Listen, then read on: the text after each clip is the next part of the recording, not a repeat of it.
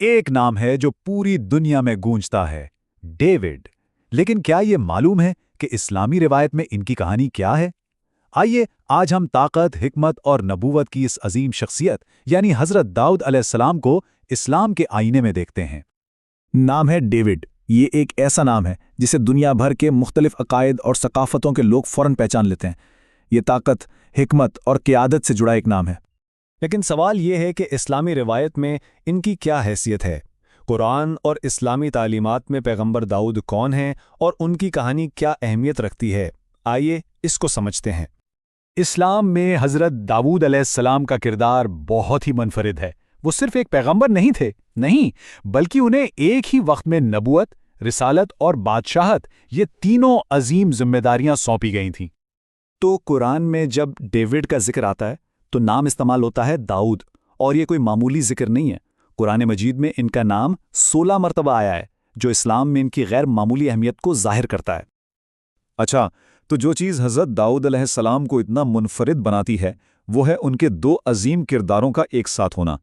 ایک طرف تو وہ نبی تھے جن پر اللہ کی طرف سے وحی نازل ہوتی تھی، رہنمائی آتی تھی، اور دوسری طرف انہیں ملک یعنی بادشاہت بھی عطا کی گئی، جس سے انہیں زمین پر انصاف کے ساتھ حکومت کرنے کا اختیار ملا۔ یہ روحانی اور دنیاوی طاقت کا ایک بہت ہی نایاب امتزاج تھا۔ اور ہاں، یہ بھی یاد رکھنا ضروری ہے کہ حضرت داؤد علیہ السلام کو پیغمبروں کے اس لمبے سلسلے کی ایک بہت اہم کڑی مانا جاتا ہے جو حضرت محمد صلی اللہ علیہ وسلم سے پہلے آئے۔ وہ اسی الہی پیغام کو آگے بڑھانے والوں میں سے تھے جو انسانیت کی رہنمائی کے لیے بھیجا گیا۔ تو قرآن پاک حضرت داؤد علیہ السلام کی زندگی اور ان کی خوبیوں کو کس طرح بیان کرتا ہے؟ ان کی کہانی صرف کوئی پرانی بات نہیں، بلکہ اس میں ہمارے لیے بڑے گہرے سبق پوشیدہ ہیں۔ دیکھیں، قرآن حضرت داؤد کی کئی شاندار خوبیوں کا ذکر کرتا ہے۔ مثال کے طور پر انہوں نے جالوت جیسے طاقتور دشمن کو شکست دی۔ پھر ایک معجزہ یہ بھی تھا کہ پہاڑ اور پرندے ان کی آواز میں آواز ملا کر اللہ کی تسبیح کرتے تھے۔ انہیں زرہ یعنی آرمر بنانے کا ہنر سکھایا گیا، جو اس دور کی ایک انقلابی ٹیکنالوجی تھی، اور ان سب سے بڑھ کر انہیں حکمت اور علم سے نوازا گیا اور زمین پر خلیفہ کا منفرد مقام عطا کیا گیا۔ تو اس خلیفہ کے لقب کا مطلب کیا ہے؟ یہ صرف ایک حکمران ہونا نہیں ہے، نہیں، اس سے کہیں بڑھ کر ہے۔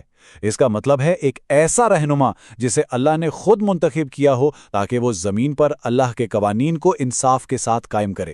اور یہی بات اس لقب کو اور بھی خاص بناتی ہے کہ قرآن میں حضرت داؤد کے علاوہ یہ لقب صرف اور صرف حضرت آدم علیہ السلام کو دیا گیا ہے۔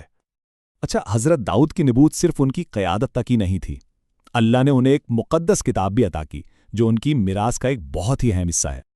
تو جو کتاب حضرت داؤد علیہ السلام پر نازل ہوئی اس کا نام ہے زبور۔ یہ اسلام کی 4 مقدس آسمانی کتابوں میں سے ایک ہے۔ دوسرے مذاہب میں، خاص طور پر بائبل میں، زبور کو سالمز کے نام سے پہچانا جاتا ہے۔ اور اس کا ثبوت خود قرآن میں موجود ہے۔ سورۃ الاسراء کی آیت 55 میں اللہ تعالیٰ خود فرماتا ہے، اور ہم نے داؤد کو زبور عطا کی۔ یہ آیت اسلامی عقیدے میں زبور کی اہمیت پر ایک طرح سے مہر لگا دیتی ہے۔ اب آتے ہیں ان کی شخصیت کے ایک اور پہلو پر۔ دیکھیں، ان کی عظمت صرف بادشاہت یا نبوت کی وجہ سے نہیں تھی۔ اسلامی روایات میں انہیں ان کی گہری عبادت اور تقوی کی وجہ سے بھی بہت یاد کیا جاتا ہے۔ اور اس کی ایک بہترین مثال ہمیں صحیح البخاری کی اس حدیث میں ملتی ہے۔ اس میں بتایا گیا ہے کہ حضرت داؤد علیہ السلام کی عبادت کا طریقہ اللہ کو سب سے زیادہ پسند تھا۔ سوچیں ذرا، ان کا معمول تھا کہ آدھی رات آرام کرتے، پھر اٹھ کر رات کا 1/3 حصہ عبادت کرتے، اور پھر کچھ دیر آرام فرماتے۔ اور روزے کا بھی یہی عالم تھا، ایک دن روزہ، ایک دن نہیں۔ یہ ان کی اللہ سے محبت اور نظم و ضبط کی کیا ہی اعلیٰ مثال۔ تو ان تمام پہلوؤں کو اگر ملا کر دیکھا جائے تو حضرت داؤد علیہ السلام کی میراث آخر ہے کیا، اور یہ آج بھی اسلامی فکر کے لیے اتنی اہم کیوں ہے؟ تو خلاصہ یہ ہے کہ اسلام میں حضرت داؤد علیہ السلام کی اہمیت کئی وجوہات کی بنا پر ہیں۔ وہ زمین پر اللہ کی حاکمیت کی ایک علامت ہیں، ایک انصاف پسند حکمران کی بہترین مثال ہیں، پیغمبروں کی زنجیر کی ایک اہم کڑی ہیں، اور ظاہر ہے آسمانی کتاب زبور کے وصول کنندہ بھی ہیں۔ اور یہ جو میراث تھی اسے ان کے بیٹے حضرت سلیمان علیہ السلام نے آگے بڑھایا۔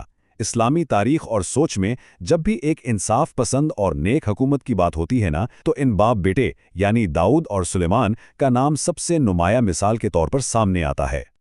حضرت داؤد جیسی شخصیات کا مطالعہ جو کئی مذاہب میں مشترک ہیں ہمیں ایک بڑے سوال پر سوچنے پر مجبور کرتا ہے۔ یہ عظیم عالمی عقائد آپس میں کس قدر جڑے ہوئے ہیں اور ان کی یہ مشترکہ تاریخ ہمیں آج کیا سکھا سکتی ہے؟